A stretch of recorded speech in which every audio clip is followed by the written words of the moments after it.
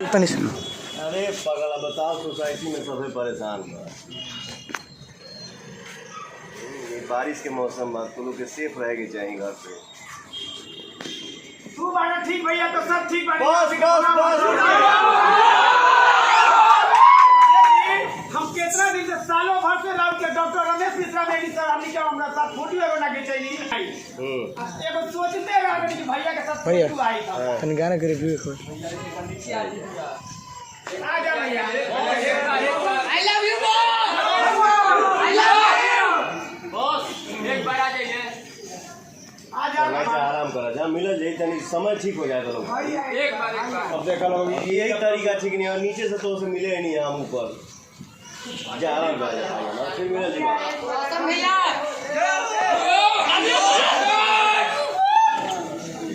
लाल button के दबा के अपने के चैनल के सब्सक्राइब कर ली और सभी खबर सबसे पहले देखे खातिर एक घंटी के बटन के भी दबा दी ताकि जितना भी खबर डालम आप सबसे पहले फ्री में देख लें।